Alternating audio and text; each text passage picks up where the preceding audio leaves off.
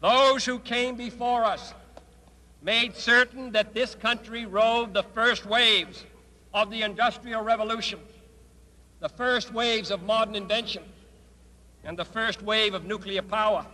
And this generation does not intend to founder in the backwash of the coming age of space. We mean to be a part of it. We mean to lead it.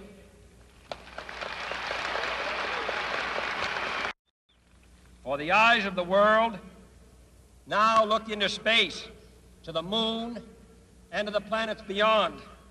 And we have vowed that we shall not see it governed by a hostile flag of conquest, but by a banner of freedom and peace. We have vowed that we shall not see space filled with weapons of mass destruction, but with instruments of knowledge and understanding. Yet the vows of this nation can only be fulfilled if we in this nation are first, and therefore we intend to be first.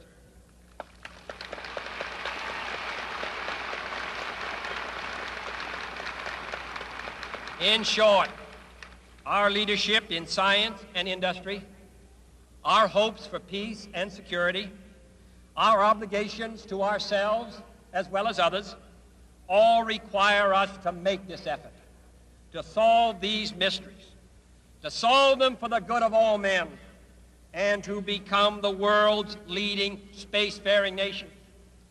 We set sail on this new sea because there is new knowledge to be gained and new rights to be won, and they must be won and used for the progress of all people. For space science, like nuclear science and all technology, has no conscience of its own. Whether it will become a force for good or ill depends on man. And only if the United States occupies a position of preeminence can we help decide whether this new ocean will be a sea of peace or a new terrifying theater of war. I do not say that we should or will go unprotected against the hostile misuse of space any more than we go unprotected against the hostile use of land or sea.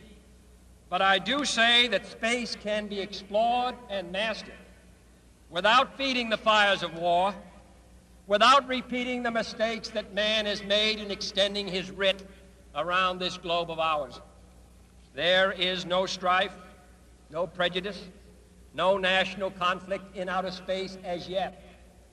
Its hazards are hostile to us all. Its conquest deserves the best of all mankind, and its opportunity for peaceful cooperation may never come again. But why, some say, the moon? Why choose this as our goal? And they may well ask, why climb the highest mountain? Why, 35 years ago, fly the Atlantic? Why does Rice play Texas? We choose to go to the moon. We choose to go to the moon.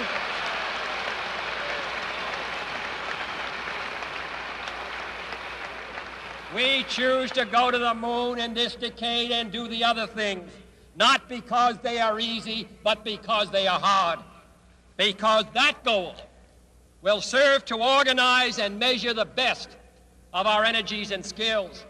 Because that challenge is one that we're willing to accept, one we are unwilling to postpone, and one we intend to win, and the others too. It is for these reasons that I regard the decision last year to shift our efforts in space from low to high gear as among the most important decisions that will be made during my incumbency in the office of the presidency.